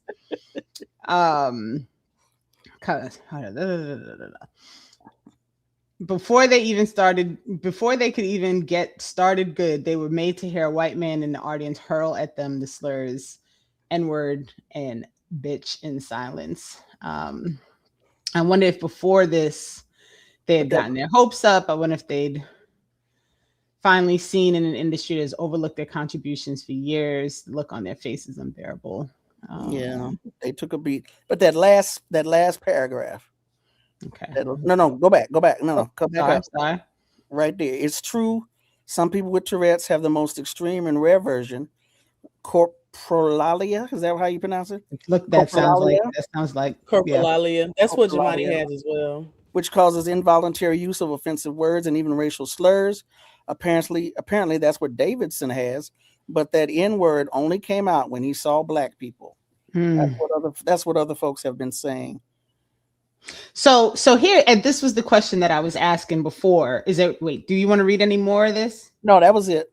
Now Okay. she goes into another essay, so that was the end of that. Okay. Oh, but what I was going to you. say, though, was that what I started to say initially, I'm 50-50 on this. On the one hand, that was fucked up. The way BAFTA handled it was fucked up. All of that was fucked up. But on the other hand, there is a piece of me that's a little bit glad that it happened, because Sinners has been getting so many accolades, and this is a reminder. Like Sergeant Waters said in a Soldier Story, they still hate you. You're still a nigga. You can reach the pinnacle of your success, but you're still a nigga. You know, Ryan Coogler might want to move forward and get past the fact that Bank of America called the police on him because they thought he was trying to rob the bank. I'm not going to forget it. I'm not going to forget that. I'm going to remember that, and I will remember this also. And there's no amount of explaining away or asking black folks to have grace that's going to make me forget that this was allowed to happen to them. It's not going to happen. And see, this is part of my beef with Ryan Coogler, right? Because the reason he wants to forget is because he is not trying to be a person that is a part of any kind of like real work. He just wanted y'all to go and buy their ticket and see the movie director. He's not, and then go get your latte. He wasn't worried about that. So we don't be expecting him to do nothing sincere. No, I don't. I know you don't. I was talking to everybody else. But I'm saying, I don't know what people are looking for, but okay, or hoping for, or expecting from a movie director. Yeah, I agree. I'm not going to forget it was a ditzy woman of African descent acting like a Karen that called the cops. I'm not going to forget that either. She was an idiot. That was rather imbecilic. All right, do you want to do so? We're going to do the measles story, Tandy. You real quick. Wait, say it again. I was going to respond to somebody's comment real quick. Oh, go ahead. Swery said, "What kind of tea do I have?" This is lemon balm and ashwagandha tea and green tea. So it's two different ones mixed together. And then I put some yarrow tincture in here with some honey. Are you trying to get rid of something or prevent something? Or just enjoy something. Just a normal tea that I drink. Oh, okay. In the morning. Yarrow is really good for like overall like womb health and general like health, inflammation and stuff. And then ashwagandha, it's like relaxing. There isn't enough ashwagandha in here to really do anything for real. But the lemon balm, I definitely can feel the lemon balm, and I like green tea in general. So I just like to mix them. I was gonna say that's a lot of different teas, but That's a It's big. just That's a two. big The bottle. lemon balm stress reliever tea that has a little ashwagandha in there Oh, is it's one already tea. in the lemon balm. Got it. Yeah, and then the green tea. Understood. Understood. Tonda, you gonna stay for this measles talk, or did your yawn come back to you? I'll stay. Okay. It might come back though during the measles. Look, just go whenever you're ready. Just go. It's not, it's all good. It's all good. All right, Amber, do you want to take this one, or do you want me to do it? No, yeah, I can. I thought about this story when I saw it on the thing because I've been watching the show The Pit, and there on the first season there was a family on there who had measles, and the son on the show was watching the daughter, and he like passed out, and the daughter called 911, and they found out he had measles, but they could not treat him without a spinal tap because they did not want to give him the wrong thing, and the parents would not allow them to give him a spinal tap, and he hadn't had the measles vaccination, and then the boy wasn't getting better, and he started to get a little bit worse, and so then the father said they could do it and like trick the mom into leaving because she was stupid and weird, and like anti-vaccines and science and stuff, and then they did give him the spinal tap so they can give him the right medicine, and the mom walked in and she was pissed off. So I just always think that conversations about like people who are anti-vaccine are interesting, especially for stuff that had been eradicated, but now it's coming back. And so I want to talk about this one, which is a mama with a 7-year-old who was hospitalized with brain swelling from measles, said, I still wouldn't have given my son the vaccine. And hold on, let me make it bigger so I can read all the way. And for folks who don't know, I talked about this on Remix a few weeks ago about how there's a outbreak in South Carolina, but it's like in the rural area. And the immunologists were talking about how that area of South Carolina had a lower vaccination rate, and rural areas usually do. So 6 weeks ago, Ethan was like most 7-year-olds, spending the weekend riding his new bike or playing Minecraft on his iPad on a rainy day. He had just learned to ride his bike and he got the hang of it right away. Ethan's dad, Lewis, said proudly he wanted to go outside because he wanted to jump on his bike, and it was an amazing thing for him. Instead, since late January, the schoolboy has been confined to a hospital bed with measles and encephalitis, a complication that causes swelling and inflammation in the brain. He's pretty much as if he's paralyzed, his devastated father told The Independent in a phone interview from his son's hospital bedside. Swelling on the brain. Right. Ethan's parents decided not to immunize him against measles as they did with his 3 brothers. 3 out of 4 of them contracted measles. Still, despite Ethan's ordeal, his mom stands by the decision. We're not blaming God for this, said 35-year-old Christina. Yes, it hurts. Of course, it hurts.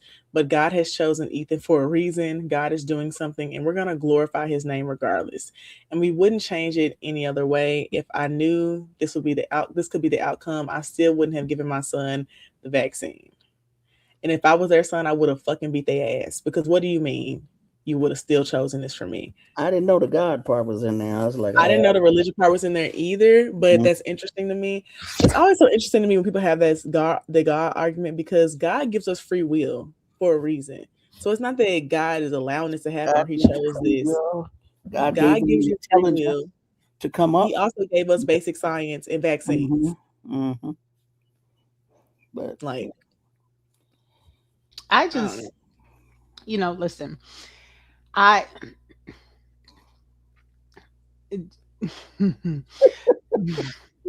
right? Things like this frustrate me, right? As the person, my son's 15. He'll be 16 this year. He's been vaccinated against the measles, right? And we went to, when he was really little, we had like a holistic doctor who he got all the things he was supposed to get, but it was on a different time schedule, so that, because the doctor was like, the way the schedule is set up, it doesn't need to be done this way, so we're going to do it on a schedule that allows me to be sure that the vaccine isn't having any adverse effects on him as we go. And it turns out that his body does not do well with the flu vaccine because he had a bad adverse reaction to it. And so he can't do the flu vaccine. And so there's all, there are reasons for people to say like we're not going to do this particular vaccine. Mm-hmm. The reason of, because if God makes him get it and he gets really sick and dies, like we'll just accept that, like is should be like under the list as a reason why you would put your child through something like that. And that's just my opinion.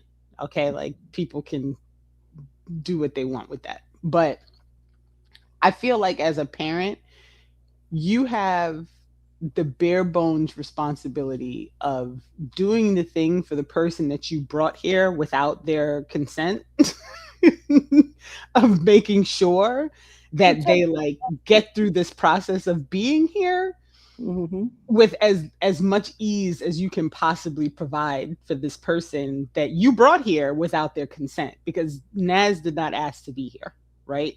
And so this whole like, it was God's will thing that people do drives me crazy. And being an anti-vaxxer simply for the whole like, I just don't think they're necessary when literally like you're killing other people bothers me. Right? Like it bothers me. And I'm like adamantly against being a person who will put other people at risk for your own bullshit.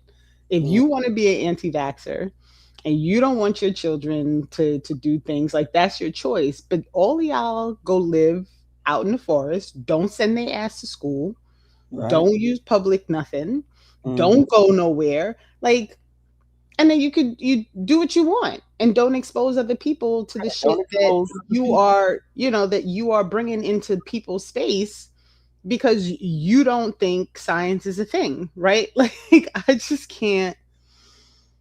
And I just can't even imagine if Naz fell once. When he was like 8, he was helping me do something at a football game and he slipped and he fell and he busted his chin open on the bleacher, right? And when I tell you, I almost had a meltdown because I was like, I should have been paying attention when he was going up the stairs. And like I was totally distraught. And it was 6 stitches, right? Like in the end, it was 6 stitches. He was on the football team? No, my husband coaches and we were putting signs up and he was helping me put the signs up.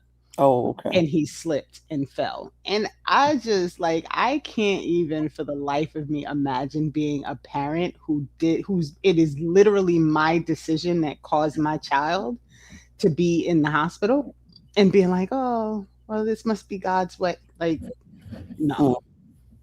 Yeah, that's, man. Yeah, I really hate. I didn't know that the argument was around like God wanting this for the person or whatever, but I just think that shit's crazy because when I look at the history of vaccines, my mom is a microbiologist, so I literally grew up with a person who talks about science all the time and viruses and all this stuff. So realizing that most of these things were eradicated, but now they're coming back because people don't want to vaccinate their children. I think it's totally fine, like what Renee said about like doing a different schedule. I didn't receive all of my vaccines at the same time. Like they were more spread out, and I don't consistently get the flu vaccine.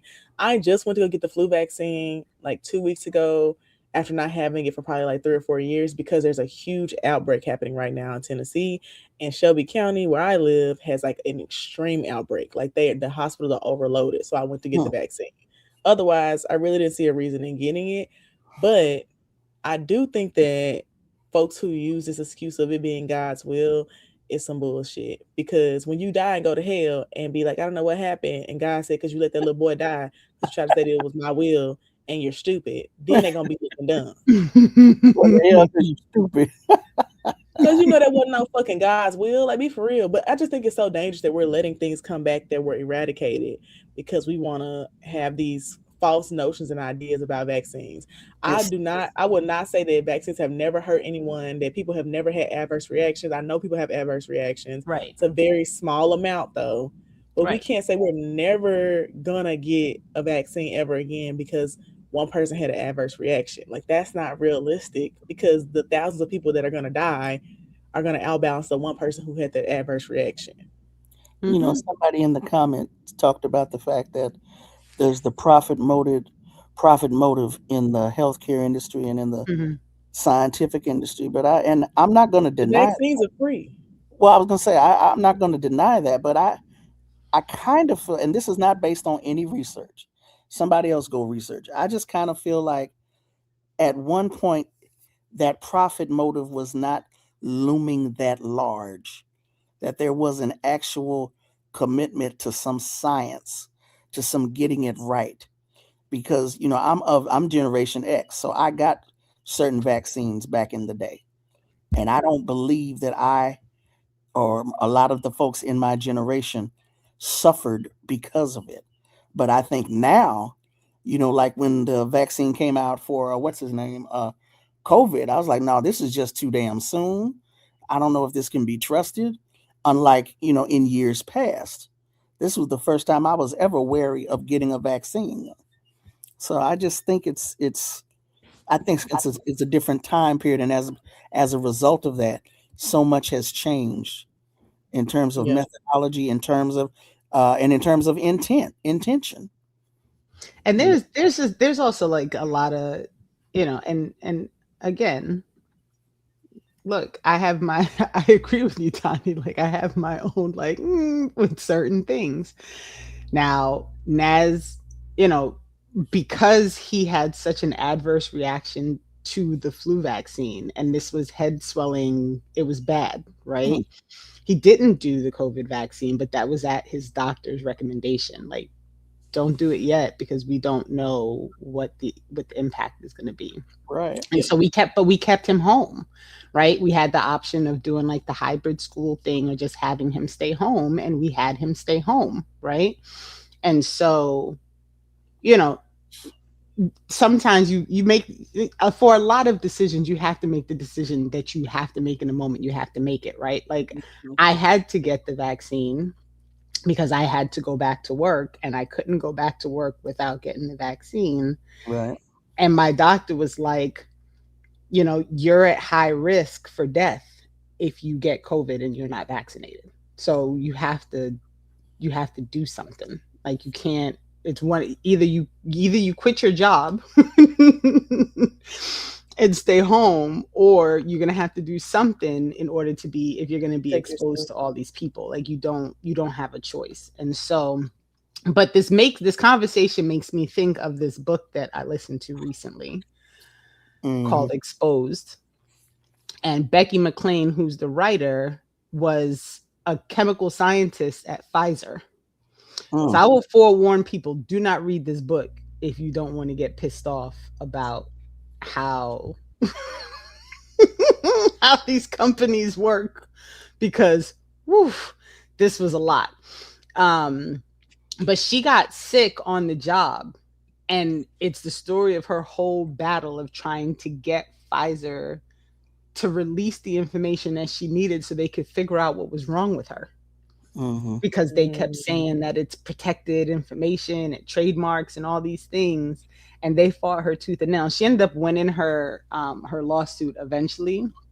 But one of the things that I learned in this book that absolutely blew my mind is that Lyme disease is called Lyme disease because a bunch of people in the town of Lyme in Connecticut got really sick because of something that they were doing at some plant. That comes from so ticks, that's right? why they call it Lyme disease, because that face, exactly. That's why, because so many people in the town of Lyme got sick because of whatever they were doing in the environment that caused the ticks to give people Lyme disease. So real read with caution, but yeah. I get black folks being skeptical of vaccines more so than white folks when you think about stuff like the Tuskegee experiment. Absolutely.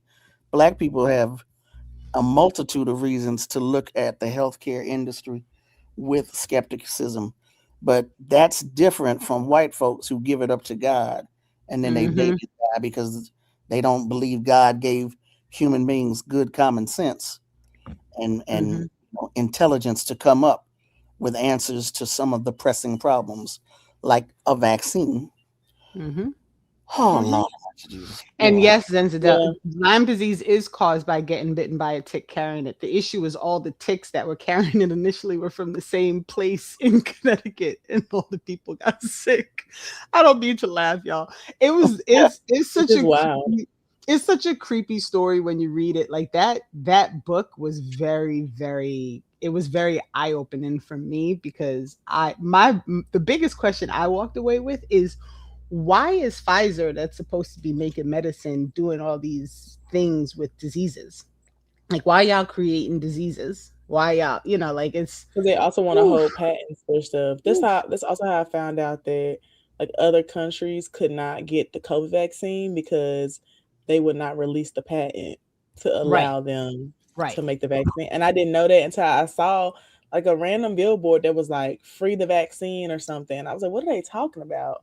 And I did not know that like unless they allow the patent to be used, you cannot use it in other countries to make vaccines, which is why like overseas those other countries didn't have COVID vaccines. And I was like, this is fucking insane. Yeah. And I do get the apprehension around the vaccine and like it being made so quickly. I was asking my mom about that too. So she pulled up the different studies to find out which one we were going to take. So she read the different studies of like, because they had to still do trials and stuff. So that she read the different like studies and trials they did. And we went with the one that used the most Black people and had the least adverse reactions, which was the Pfizer one. But I definitely know that other people didn't have access to that kind of information. So they were just like, I'm not going to do it, or I don't understand it, which I also like get. I'm never the person that's going to pressure somebody to do some shit. Cause I just said, I ain't been getting the flu vaccine because of how I feel about vaccines. I only did that because I had to get the COVID vaccine. Like my job was doing the same thing, Renee. Like we had to have the COVID vaccine to take on jobs. So I got it. Yeah, they really, oof.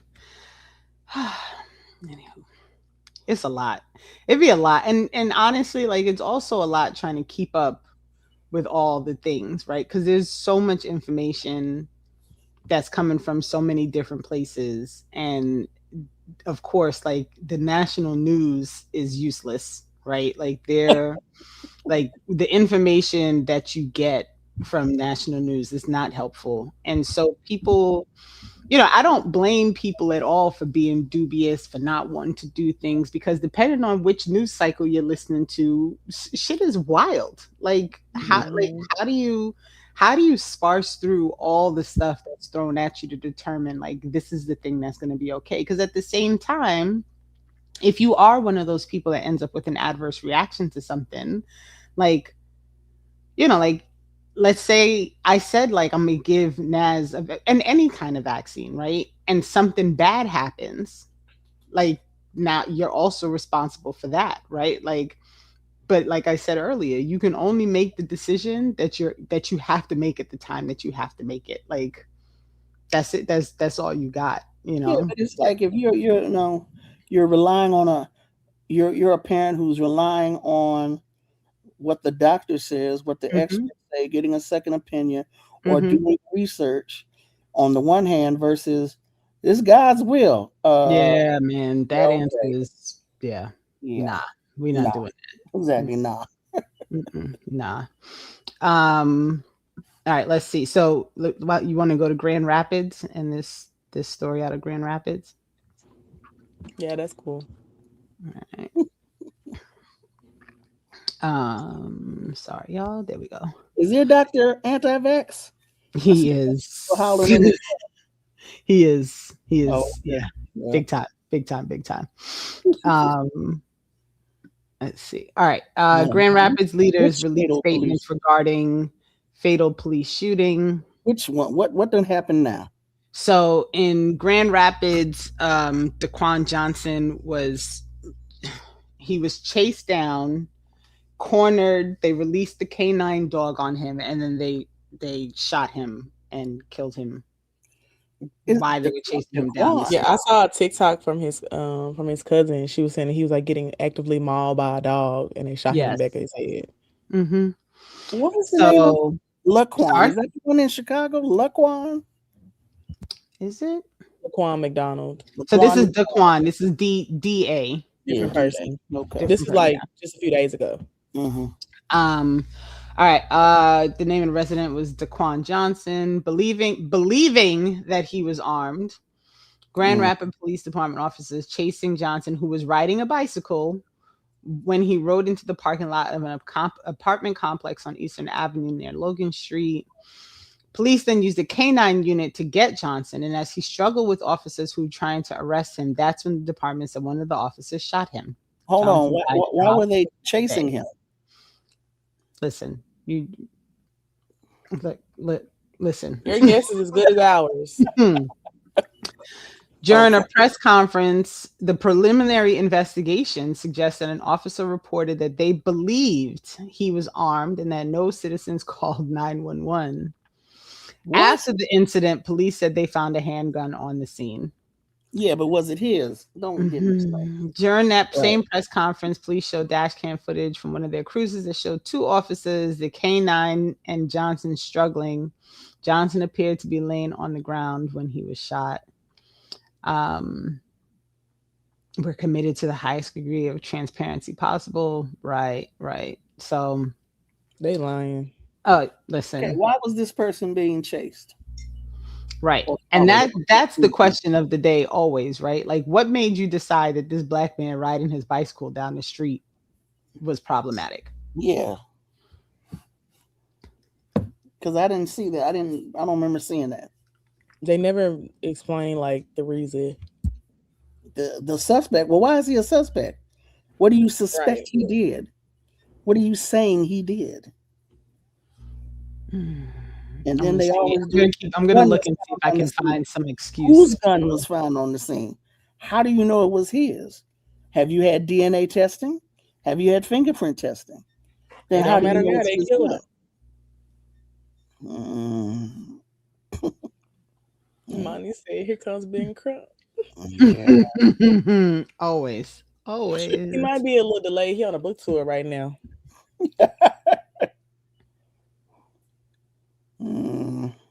I'm still looking, y'all. So just I don't want to pull. I'm trying to see if I can find the reason that they thought why they were chasing a man on a bicycle. Because not even being funny, even if he had a gun, he's riding a bicycle.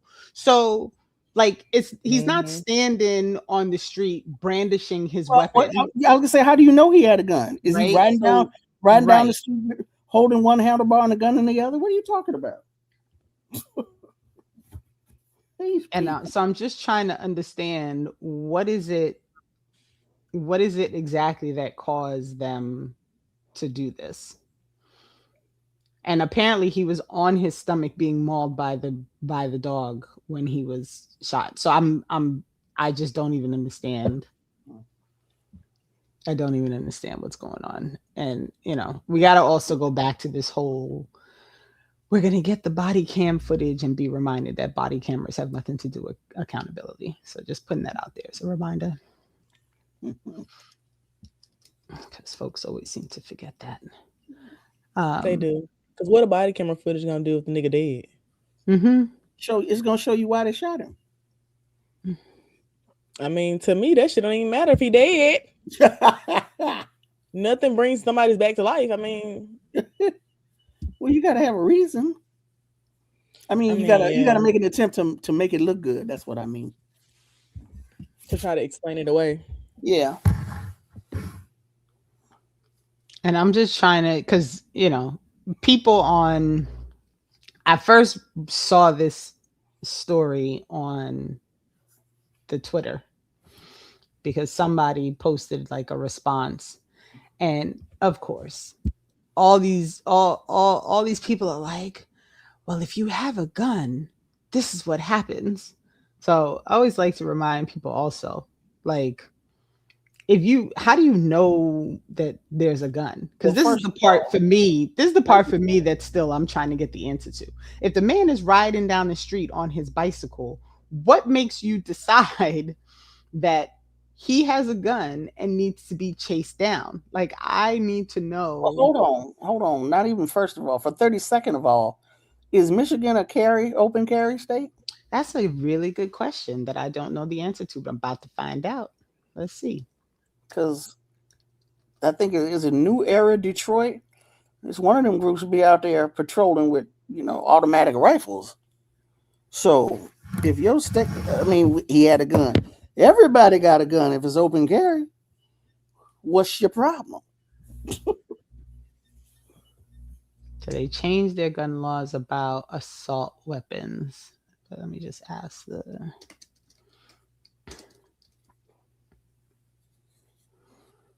Well, I'm sure the brother didn't have a rifle on the Yes, bike. it is an open carry state that requires a permit. Okay. Open carry state requires a permit to carry a handgun openly or concealed in public. You have to have a permit to carry. Mm-hmm. So, once again, apparently. So, but he had a gun. How do you know he had a gun? Right. Did you find out did you ask him if he had a permit? What, exactly what happened here? Right. That's the question that I want the answer to. Like, what is it that made them decide that this man on a bicycle is But an now, issue? never mind. Let me hush. But we do, well, I think, who was it? Was it Black Myth, somebody, or not League, Beautiful Struggle? Somebody was discussing body cams. I think it was last year. We had Alec Karakatsanis on. Oh yeah, he's the person that did the study and released a report about body cams. So yeah, I need to look into that, because that is one of the rabbit holes I've been down on YouTube, is watching body cam footage. Mm-hmm. And it is rather disturbing, to say the least. One of the reasons why it's disturbing to me is I believe, and I'm speaking for Black people, not on Black people's behalf, you understand, but regarding Black folks, I'm just really disturbed by it's like all these Black folks went to a Know Your Rights workshop and like left before it was over with. It's like, and I really think that the emphasis needs to switch from knowing your rights to knowing the law. And this could just be for my personal appeasement, because I believe in doing something. Something has to be done. I believe something needs to be done to keep Black people out of the backseat of police cars. And for threatening to sue the police ain't never backed a cop up off nobody. Asking for the supervisor, asking for their badge number, that ain't never stopped no cop from doing nothing. So I need Black people to stop all that other stuff.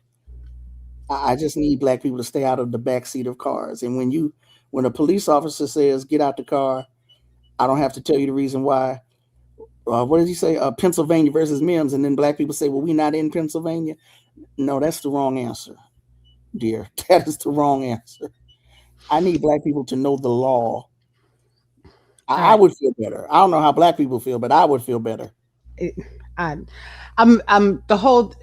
All right. So I just tracked down the first story that was released, and I'm even more disturbed now than I was in the follow-up stories.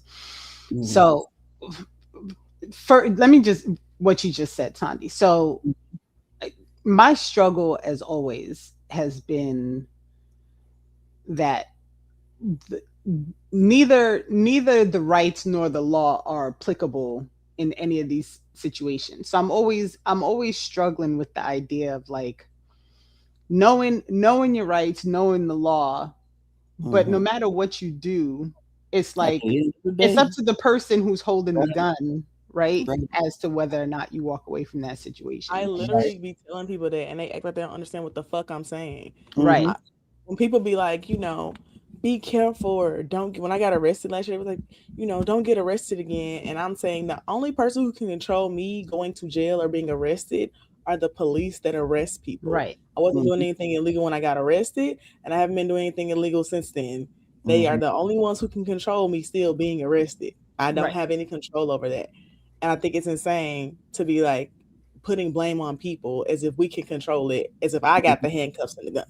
Right. Yeah, they got everything on their side. Everything. Right. And so here's why I'm like almost speechless, disturbed right now. So supposedly there was a call about a man riding a bike with a gun that was called into the police department. Now I said I think I read earlier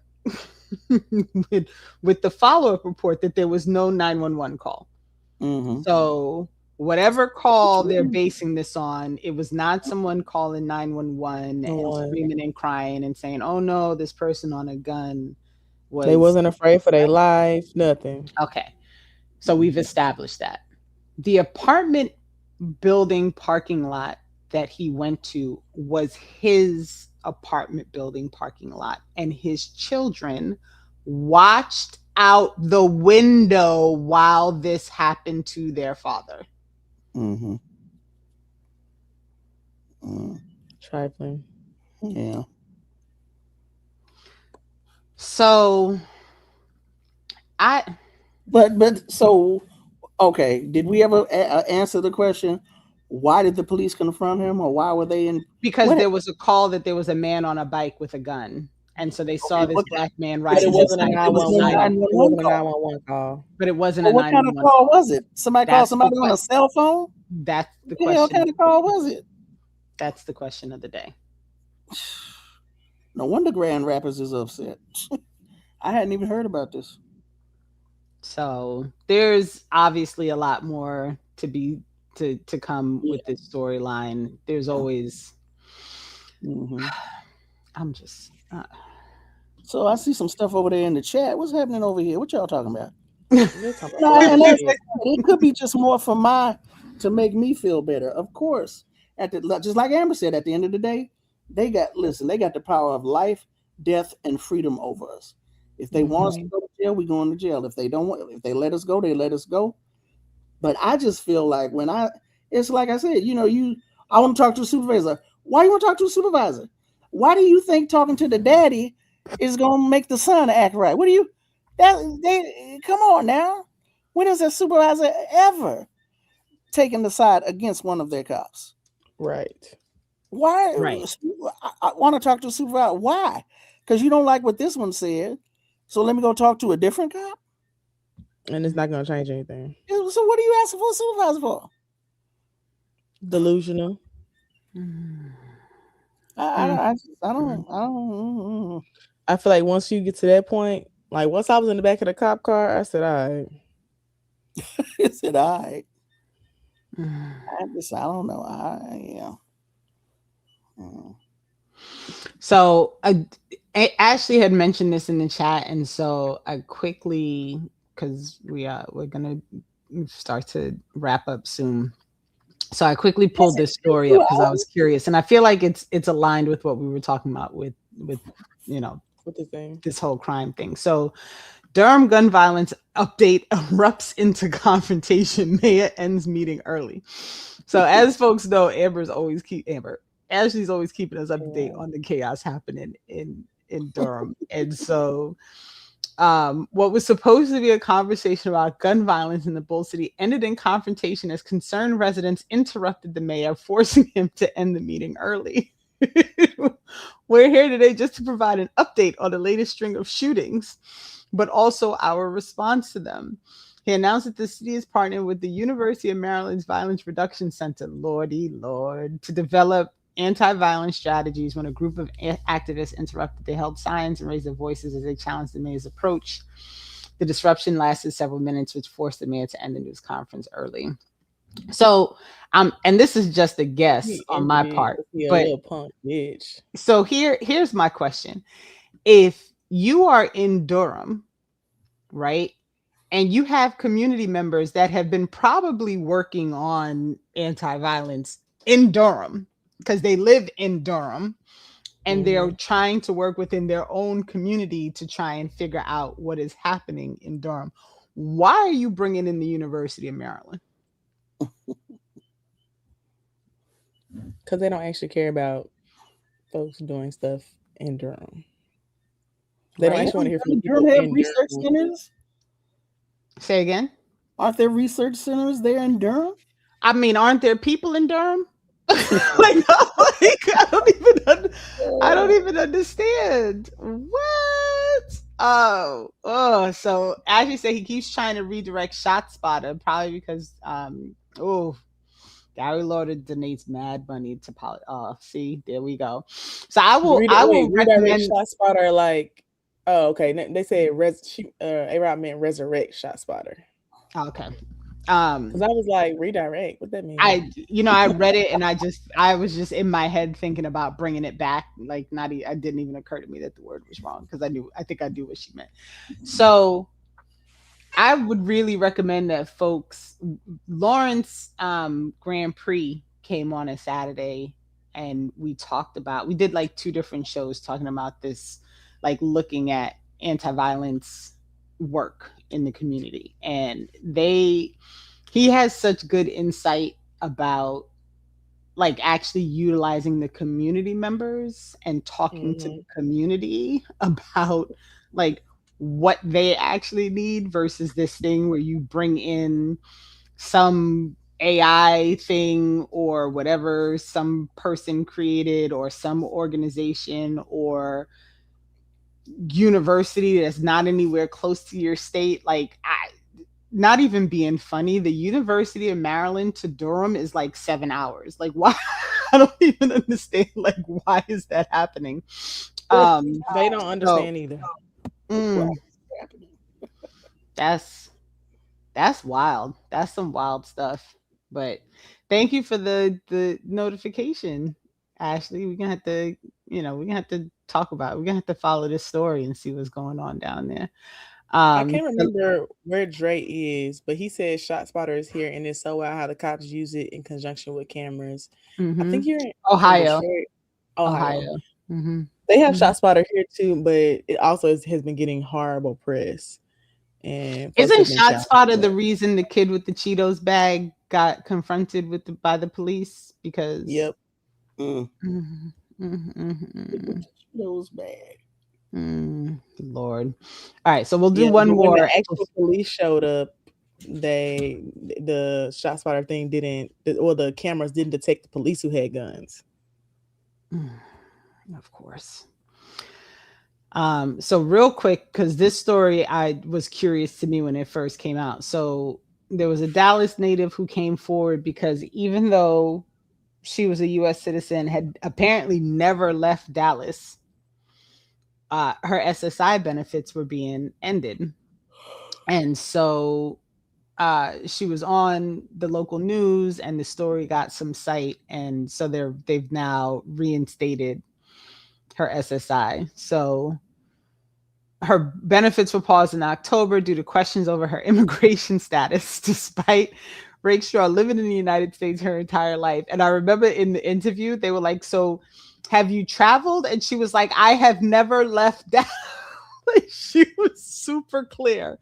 Like, I've never gone anywhere. I've never traveled anywhere. I was born here. I lived here. This is crazy. We cannot pay you benefits. The letter said we cannot pay you benefits because you are not lawfully present in the U.S. Craziness. Yeah. So after the report, she received 2 calls from the Social Security office apologizing for the pause. She was told she would receive her payment for this month.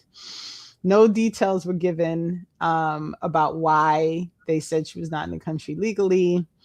Of course, the Social Security Administration said they're unable to share details due to privacy concerns. But at least she's getting her benefits back. So, Oh, you know what? Zero PE, say less. They testing to see if they could get away with it. Say less, because that is probably accurate. I feel like so many things that happen, it's like, we're going to do this thing and we'll see if anybody notices or complains. And if nobody notices or complains, then they just let it ride. But, I'm going to be curious to see how this whole, now we're going to a global tariff of 10% because the Supreme Court didn't confirm the thing that I wanted to do. And then we're going to go to 15% because I can. And what I really want to see happen is I really want to see the leaders of other nations just be like, all right, well, we'll just do it without the US then. Right? Like, I would love to see like cut us out. Just cut us out. Yeah, like I'd love to see like a real collaborative effort between other countries to save Cuba, right? Um, because it's just like it's crazy to me that like with everything that the US has done across the world, and that right now Cuba is under attack, and like are we like is anyone gonna like do like something, any like can we at least like bond together to make sure that the one country that has always extended itself to all the other countries to provide support and medical aid and all these things, like can we do that? Is that like a possibility? And I'm going to drop in the chat Pambazuka News, which is a Pan-African outlet, has put together a collection of articles and interviews regarding Cuba. And it, there's a lot of information, and this specific article is part of the collection. And hold on, let me just pull it up real quick. And I think it's important that people take time to read this, right? Like there is a debt owed, right? Cuba has done a lot of work in a lot of places to ensure the continuation of the ability for non first world people to survive. And this has been an ongoing process out of Cuba despite the decades and decades and decades of sanctions, right? And so I do think I think it's important that people take some time to look at these things and I don't know, learn something. Read, beloved. I don't know how to I've been following the news about Cuba and the ongoing blockade and like the impact that it's having right now, because I was talking to my friends about it. And they were like, yeah, I didn't realize there were so many Black people there. And I was like, yeah, because they were watching a video and Black folks like getting aid. And I was like, yeah, there's a lot of Black people there because they're niggas. I said, this is why I have to be minding my Black business. But I mean, I'm so glad they're paying attention. Yeah. So exactly what Leah said, Cuba is African. Basically. Which is what I be trying to tell them. But they have sometimes they gotta see it to believe it. It's craziness.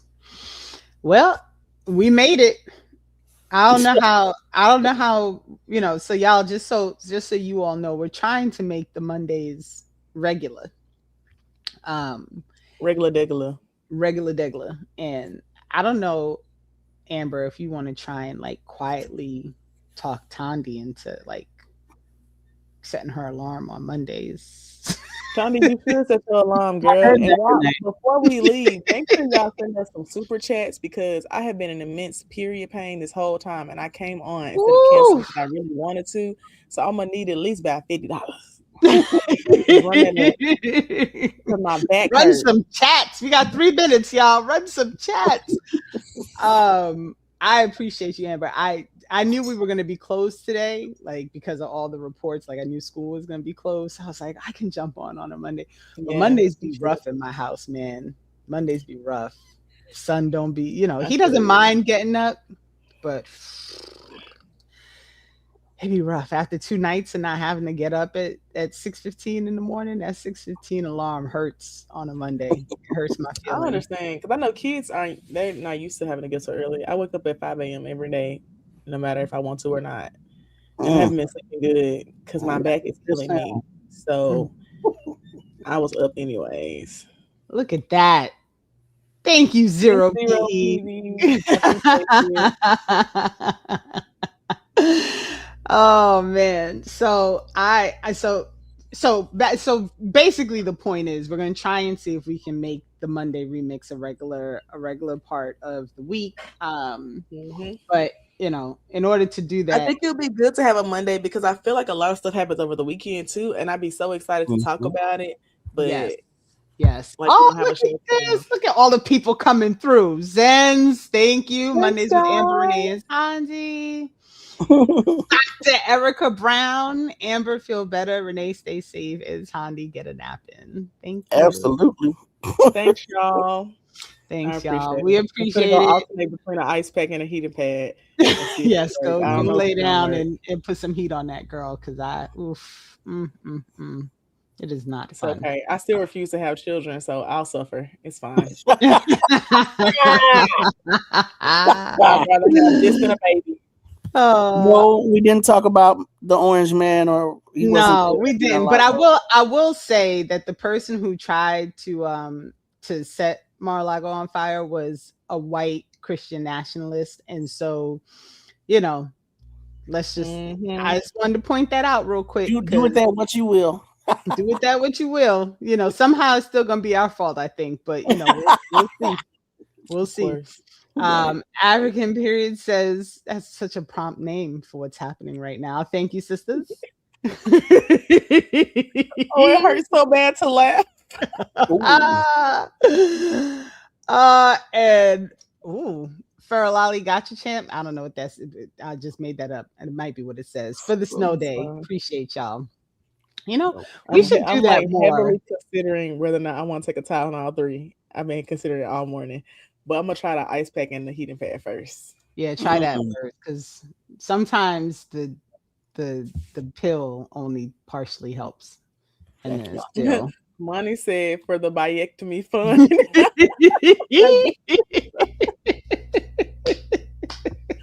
I appreciate y'all. Oh man. All right, y'all. Peace. Thanks for hanging. Tondi, thank you for not going back to sleep and for staying on for the full hour. Amber, feel better. And we'll do one more. Thank you, Renee, and Tondi too. And because he said Amber only first. I appreciate that, Zero. It's okay. We all know I'm the star. It's okay. Listen, I'm just here to be support. That's it. That's my whole. Leah said do both, Amber. Leah, I'm gonna wait an hour, and if it don't feel better, I'm gonna take the T3 too. Yeah, that's probably a good idea. All right, y'all. Peace. Thanks for joining. Only if you're willing to fight for it, as Dr. Ball and Fred Hampton used to say. All right, y'all. Peace. Black Liberation Media is a collective of Black and African organizers, journalists, academics, and media personalities serving Black and African masses seeking to further grow in their understanding of themselves, their histories, and the African world through entertainment and news. Please continue to like, subscribe, and donate to the channel so we can further serve you and liberate our people. You can also go to blkliberationmedia.org, get some merchandise, and also become a Patreon member and a member from the YouTube. Please do what you can, share, and show your love as we will show ours for you. Black Liberation Media.